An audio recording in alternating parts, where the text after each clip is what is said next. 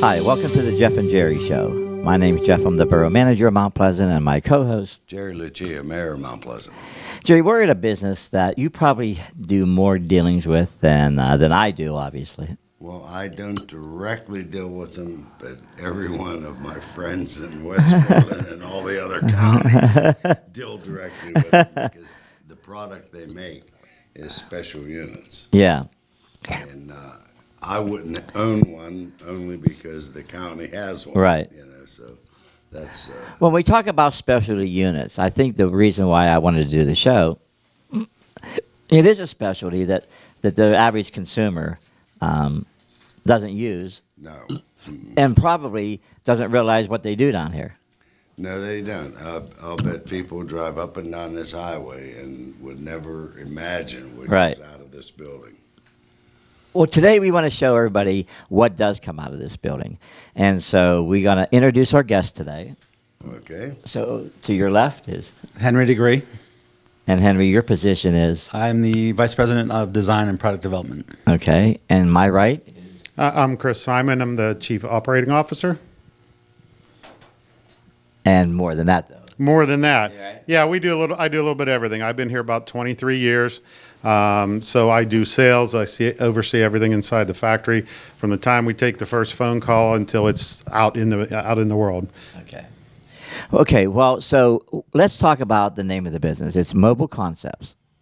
Mobile Concepts, and we'll take you over to Henry for that. Okay. A little bit of history. Okay. Yeah, Mobile Concepts by Scotty came along after the original company, the basic parent company. We had a major fire back in '97, and we reincorporated from Cero Travel Trailers, and then we went on to Mobile Concepts by Scotty.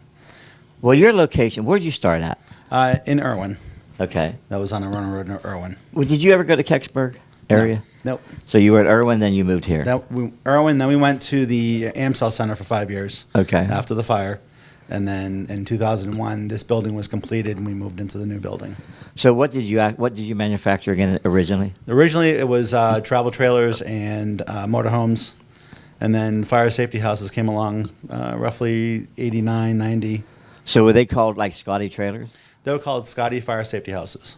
Okay, but the mobile home, the travel homes were trailers. Cero Travel Trailers. Cero. Right, SERO, Cero Travel Trailers. Okay. And that was they originated from John Cero, who developed the company back in 1956. And the company grew from his first teardrop trailer, the 13-foot teardrop trailer, up to the 13-foot, and then they get into the 28-foots. They get into the motorhomes, Class C motorhomes. And then from that point on, I believe Allegheny County contacted us to build a mock-up of the very first fire safety house. And that's where it all started. So we went from the recreational part of it to the commercial side of it, where we did the travel trailers and motorhomes, and then we get into the fire safety houses for the kids to teach the kids on fire safety. You were originally from Irwin? I am not. I'm originally from New England. New England. Yeah. Can't you hear that accent? Well, I didn't want to say that. That's the way because you never know. But He's a Patriots fan. Come on now. He looks like Belichick a little bit, by Yes, I actually married into the company. My wife was the granddaughter of the founder of the company. And John Cero and her dad, Joe Pershel, were the ones that developed the company. And then as time went on, the grandkids got involved in it. And Ann took the commercial side of it, took the fire safety side of it, and ran with that. And then when we had the fire in '97, we reincorporated and came up with the Mobile Concepts name. And then she took the fire safety part of it, and her brother Gary took the recreation part of it. It's interesting you said Allegheny County called you. Yes. Why out of the clear blue sky would they call you? I mean, was there something that you had talked about getting into, or you had contacts with them? No, it was basically just a phone call that said, hey, we're looking for a trailer. We know you build trailers. We'd like to develop something that we'll teach kids on what to do in the event of a house fire. Can you put smoke in it? Can you put smoke detectors in it? Can you put in a 911 phone system in it? So that it started off as a very raw model, and then as the years when that first one was built, I believe Westmoreland County was the next one. I think they were number 3. Was it Fayette County? Yeah, Was the yeah, site I think number they two? were number 3. But Okay. the fire departments had been making homemade ones before that. Yeah. They would just find an old frame or an old travel trailer and do it. But then they came and they said, let's get a commercially built one, because they figured out it would take longer to try to put one together with just some Right. backyard guys doing it. Take it to a professional company that does it. So yeah, I know. And even to this day, if we had Fire Prevention Week last week up at Westmoreland Mall, the original Westmoreland County one was up there. Still there, It's been there up there every year. So that's from probably 1990. It was number 003. I think it was Allegheny County, then City of Pittsburgh, then Westmoreland was number 3 after that. So Yeah, and we've one been building in- those for a long time. The one in Westmoreland County, they let it out to any department that wants it, any borough, municipality Right. that wants to use it, instead of everyone going out and trying to buy one. Right. Yeah, they share it. Yeah, Right. they Yeah, really it's a share good it thing. well. But there's probably 2,000 units that are out Right. in service right now. After that initial one, it's went from sending postcards out to saying, hey, we can do this, to the fire departments, and then the orders started coming in to the point where we're building about 120 a year. Well, no, it started with that unit, That unit, right? but then it has grown much bigger. Absolutely. I mean, Absolutely. you've made command posts for probably every state in the union. We're getting there, yeah. And just even to go back to the fire safety house, we've gotten to the point of here we are in this little company in Irwin that started out, and now sitting down here in Mount Pleasant.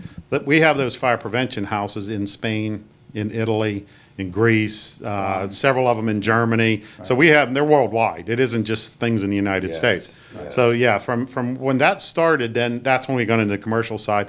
So the same kind of guys that are working in the fire departments also know the police departments, know the EMS guys. So our word just keeps spreading, and we started going to the trade shows for the police departments. And then we got into the federal government work. We have 2 GSA schedules, Government Service Administration schedules. So we do a lot of work with the federal government. So yeah, same thing with that. We have command centers in Germany. We have them all over the world now. The bulk are still in the United States, but we have them here. So we started doing those command centers probably about 15 years ago is when we really got in. There was a right couple around, ones. right around when Katrina hit. Yeah, That's when More FEMA of funded them. a lot of these fire safety houses. yeah. And then when Katrina hit, FEMA took a hit. And the fire safety house industry kind of fell off a little bit because they were getting funding from FEMA. Prior to that, they were doing fundraising. They were budgeting for them. But now that the government was giving out the money for these trailers, then they would put in the grants. They would. That's always the best way once in a grant. Absolutely. Yeah. So using other people's money. Yeah. So at that point, when Katrina hit, and FEMA, they lost their shirts basically. With all the travel trailers that were sent down there to house people, we reinvented. We came up with a command center. I think we had done a couple prior to that, but that's really where it took off. It started. just Well, it just took And we're off. doing the bulk of those now is what's Right, happening. And, right. and I mean, and they just got bigger and more grand now. I mean, one just left yesterday to go down to Memphis. We just took orders to do some for the Border Patrol. We have some for the FBI coming up. Just did 2 of them for Bureau of Prisons. So we're in all the federal agencies now. And the ones that we just sent are 42-foot fifth wheel commands. These are big trailers. So we've gone from building little teardrops, like I said, 60 years ago, to these 42-foot grand. I mean, all the electronics, masts on top, internet satellite dishes, camera system, security system, interoperability system. So we've really not just taken the trailers and made them bigger, but the technology has just gotten crazy now. And every day, it's more and more. Westmoreland County took purchase of a new one in less than a year ago. Yeah, I think it was right around a year ago. Yeah. They bought a 39-foot one. They really got tired. Like a lot of our customers, they had that big motorized unit, the M2 chassis motorized unit. And as we would hear from them over and over again, they'd want to just jump in it and go, and the batteries were dead. The transmission, they were having problems. So all of that's what leads a lot of our customers away from the $500,000 buses or $1 million buses into just having a trailer. You keep the batteries charged, everything else is ready to go. So it makes it much easier than the motorized units, and you can do it much less expensive. So yeah, Westmoreland County came to us, We sat down, worked out a game plan. They ended up getting a 39-foot single slide-out unit. Has a huge Jeep mapping area in the back. Has an exterior view TV where they're able to do a touch screen on the outside. And I just talked to them last week, so they've used it a lot. They've used it way more than their motorized. Ligonier days. Right, they had it up Set Ligonier a days. command post right there. Yeah, yeah, and they're using it for crowd control. They're using it for anything that they can get their hands on. It was up when the president came up and spoke at 9/11. They had it up in Somerset. It was one of the Somerset, and so they worked with the state police up there to do that, which is a good thing because now the state police saw it, and several of their people have already called us and said, "Hey, we'd like to have one of those for the state police now." So Yeah. it's a good thing. Like I said, going from 8 foot long, that original teardrop, everything could be built out of an 8-foot sheet of plywood. Sidewall was 8 foot, the roof was a curved 8 foot, and now we're putting these 42 footers out there. This company's come a long way. Good, good. How many people in the state do what you do? In Pennsylvania, we're the only ones that I know of. How about the country? We have, and it depends on what type of thing we're competing on.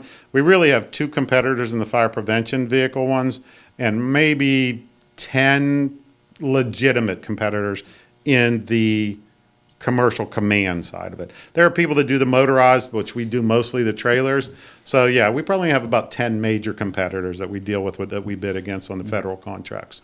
Back a couple of years ago, go a little bit further, we had, I guess it's been about 5 years ago, we did the National Guard project, Right. which was a huge one for us to win. We ended up building 56 trailers for them all at one time. So every CST team in the National Guard, one went to every state, including Hawaii, one went down to Puerto Rico and the territory. So that was a big project for us too, but a lot of work went into those. Yeah. When you start making one, how long does it take? So from the time it's actually online, we build everything from scratch here. We buy a frame from outside. We have a frame manufacturer, but by the time it comes in and gets pushed online, anywhere from 6 to 8 weeks physical time on the assembly line. That's not much with the technology. No, it's not a lot. We got a really good group of guys out here. Over the years, we've had people come and go, but the team that we have out here right now is just excellent. They're really good. They know what they're doing. Here's the dates we start. Here's the dates we have to get them finished, and that's the way it works. So they're working out very well for us. So the technology part of it, you probably have other vendors supply that. Well, some of the technology do. We have a couple tech guys in-house.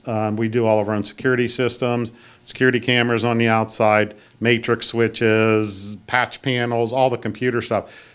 We will go to an outside place such as Motorola. We will use them. So any radio stuff, we usually bring somebody in from the outside. Now, we'll put all the wiring in. We'll put the 12-volt blocks in, the 110-volt.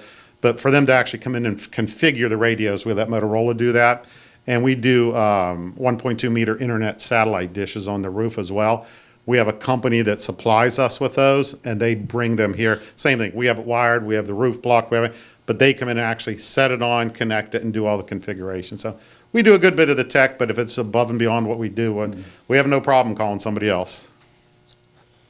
If you're making a trailer today versus one 5 years ago, I'm sure the technology changed. What about the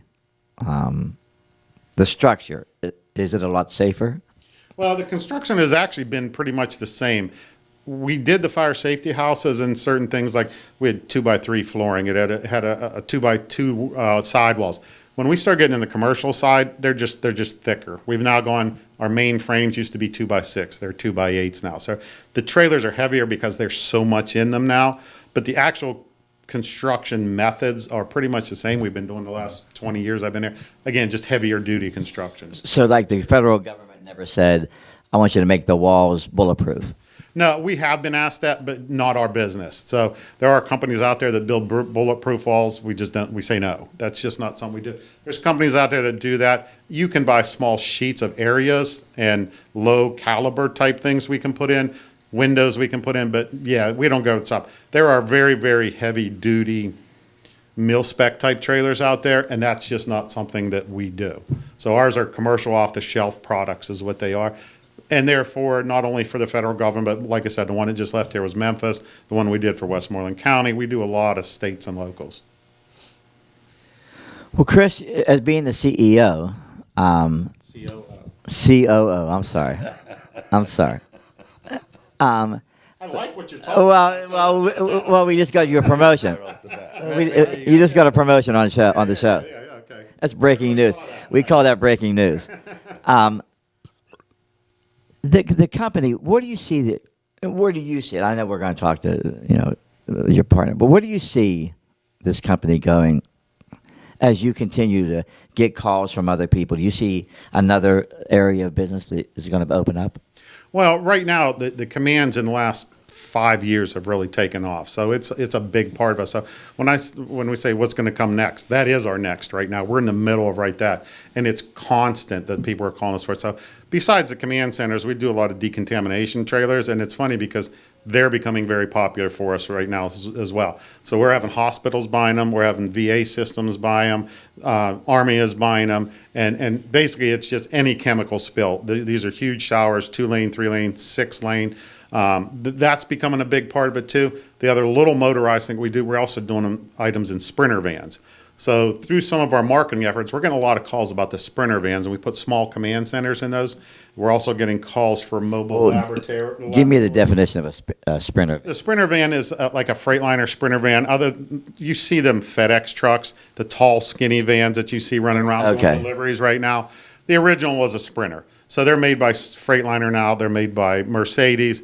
Ford has their own Sprinter van. So they're just a taller, narrow one. So inside space, you can have 6'2". People can walk around them, and they're much taller. Yeah. They're much longer, too. We put a generator in the back of those. So some of the marketing we're putting out there is more on the decontamination side, more on these Sprinter vans now. So we're upfitting those into some mobile commands. Like we just sent one out to Reading Police Department. So it had 3 workstations in it, radios, had a generator in the back. So rather than having to pull out a 42-foot command or one of these big buses, 2 guys can hop in the front. We put 2 seats in the back. So you can take 4 guys out in this thing and just have a quick attack mobile command center someplace in a Sprinter van. And sometimes less that's price, very too. important. And it's easier, right. Sometimes that's all you can fit someplace. How many employees do you have? Right now we have about 18. We have roughly 8 office, and the rest are on the floor in production. That's really a nice sized company.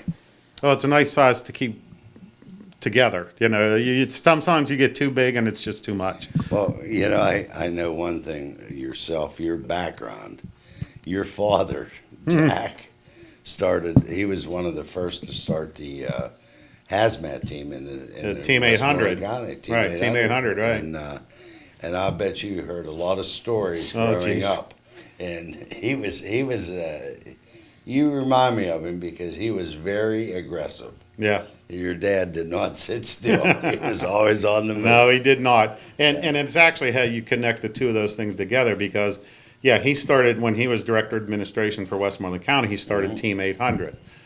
Obviously, he had what he ended up with 55 active years in service. And he was governor appointed, as state fire commissioner. Yes, he was. When he became state fire commissioner, he was at the trade show, the huge fire show that you have out in Harrisburg. Yes. That's when he met Henry's wife, Ann. Is that Ann right? started Is talking. that- yeah. That's how I ended up here. I was living in Virginia doing a whole nother something else. And they started talking together and goes, oh, by the way, my son's always trying to get up here. And I was a computer administrator and I started out doing drafting. So my mind does a lot of different things. And I talk a lot. So it all worked out. And so that's actually how I ended up here between my dad talking to him when he was state fire commissioner. Well, I remember those Yeah, days. yeah. Oh, I'm sure, and so does everybody else. He walked with pride. Yeah, in the commission. he should be. He was a good guy. Yes, he was. Yeah, absolutely. So Henry, you're in charge of the designs. I do design the design work. Yes. Okay, so when you come up with the design, or do people tell you what they want and then you A design? little bit of both. We get people to call in and say they want something. We'll get the idea from them. Some things have generated from a napkin, a piece of paper, a little drawing on a piece of paper. There's things that I've developed myself, just for seeing a need out there, whether it has to do with animals, whether it has to do with dental clinics or mobile medical clinics. But for the most part, Chris will tell me, hey, listen, we got a customer that wants this. Can you put something together? We'll do a preliminary sketch in AutoCAD, and then he'll send it back out to them. They'll make whatever modifications they want to make, and then we shore it up and give them a final print, and then we go from there. And then they sign off on it and you build it. once we get the funding from them, and we'll start the build. Okay. Well, I think we want to go back into the production area, and maybe we can see some of the stuff you're working on. Yeah, we have, we just got rid of a couple command centers, so we have what we call our next-gen fire safety house. So the one like Westmoreland County has is what we call the original fire safety house. Just a smoke machine in it, heated door, and some other props that are in there. We're now building a next-gen one. Now, it's not complete. It doesn't have all the high-tech stuff in, but it actually has an interactive computer in it. They're watching movies up on the thing, and the kids have little clickers in their hand to respond to what's on the screen. They see a video of a girl laying in bed, the smoke detector goes on, and the girl sits up, and it stops and says, "What would you do?" And it gives the kids 3 choices of what to do. And the kids have to respond and say, okay, roll out of bed, crawl, do whatever it is. And then the instructor has to tell them, yes, right, wrong, this is why you're wrong. So, and it has black lights in it. The carpets turn into fire when the black lights come on. So it's a lot to it, but again, it's not, this one isn't complete. Sure. But it's far enough along to take a look inside. Okay. Well, we're going to take a break, and we're going to go back into the production area and see what's going on. Okay, we're at the production area now, back in the warehouse, I guess is what you call this. Yeah, we're in the shop now. This is what we call it. So like I said, this is one of the first things that comes in. This is a frame. We have these frames built up close to Indiana. It comes in as a flat frame. We add on the tires. We add in all the wiring for the outside lighting. And anything like this particular unit is a very short unit. This is for decontamination. So the black piping is going to go in there for the LP furnace, as well as the hot water heaters. What happens after that is we have floors built. The floors are built upside down on the table over here. As you can see, this one's ready to go. This is actually the floor that will get put onto that frame. So it's built with 2x3 insulation. The holes that are cut out are going to be where the wells are going to go in for sub pumps to get the water, the decontaminated water outside of here, and a generator will get built into there. Once this thing gets flipped over, it's bolted on, and you can see the next one up in front of you there. It has a finished floor already put on it. We put our carpeting or tiled floor, whatever it is that's going to go on there. The whole thing then gets covered in plastic so that we're ready to go and start putting on the walls. This plastic remains on there the whole time just to keep it protected. If you go over here in front of you now, what we're doing, and Dave is up on top there. Don't fall off, Dave. Once all of the walls are all built on tables, same as the floor is over there. And all of the walls are put together here. The roof sections are put up on top. This is one of the fire prevention vehicles that we're going to be doing. We'll see closer to a finished product here in a minute. So it's almost like building a house, because you build the walls and then put the walls up? Set them up. Yeah, so the big difference between this and building a house is, when you put a house together, you want to put everything up, slap some blackboard on the outside, and start doing the inside. Trailers are kind of built backwards. They're built from the inside out. So this already has its interior cross walls on. All the interior paneling is on. Again, like a house, you just put the sheetrock on last. So this all gets put on here. The wiring goes up through the roof and down the sides, as you can see it, and then it pokes back in through the wall. The very last thing we do is put the outside skin on. So again, backwards from what a house is. So as once this leaves here and everything's rough wired, it would get exterior fiberglass put on it, go around the corner and get a rubber roof put on it. And if we want, we'll walk over to the other end and I'll show you one closer to a finished unit. All right, guys, so this is the next step. The trailer you just saw did not have its outside skin on. This now has its outside fiberglass. This is what we call our next-gen fire prevention vehicle. So this one's a lot different from the ones that we had built for years. This is, I think, number 20 of this particular model. This is an interactive model. So what this does is the kids get to watch videos. They get to react to what's up on the screen. Yes, that's correct. No, that's correct. What do you do with matches when you find it? What do you do with this? As you can kind of see, if you look around in here, it's got LED lighting. That'll turn into green, red, blue. This thing goes through about 12 different colors. The TV up front, I mean, we have a touch screen, and we'll be able to show that to you in a minute if we can get the programming up and running. This thing's probably at about 80% done right now. So we're getting pretty close on this. So they'll bring a group of kids in here, about 10 kids, 12 kids they bring up here, and the instructor will talk to them and talk about all the different fire prevention aspects. Once they go through it, they'll teach them about the smoke detectors up top. They'll talk about matches. There's a full kitchen up here. It has a burning stove in it, so it lights up with smoke and fire and everything like that. All right, kids, there's a fire in the oven. What do you do? And if they go up and pull of it, pull on the oven door, it lights the flames up. Red lights go off inside here. So it's like I said, it's a very interactive. Very good. Very different from the old ones. You've been in one of the old yeah. ones. The old ones, basically, you saw smoke and a hot heat door, right? So that was our difference on that. But yeah, these have come a long way too. And like I said, a lot of computer programming that goes into this thing to make all this work. This one actually has a whole separate tech room up in the front of the trailer.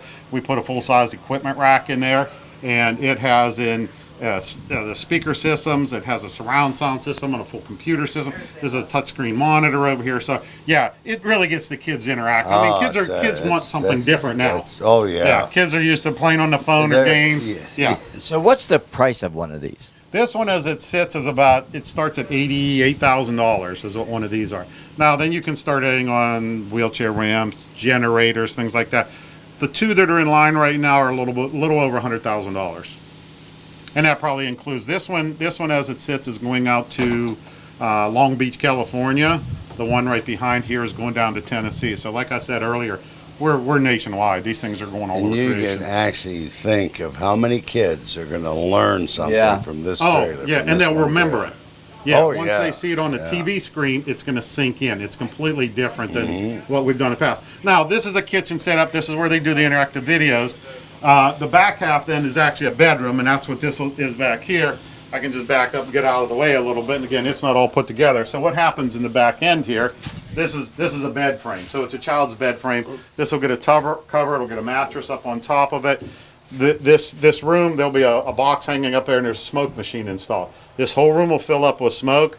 The kids then, the smoke detector will go off, and what they have to do is learn to crawl out of the bed, come over here. This is a heated door that's on the front of here. They feel for hot on the back of there. No, it's too hot. I can't do that. They crawl through here, and they go up on this shelf, and there's a ladder on the back of the window.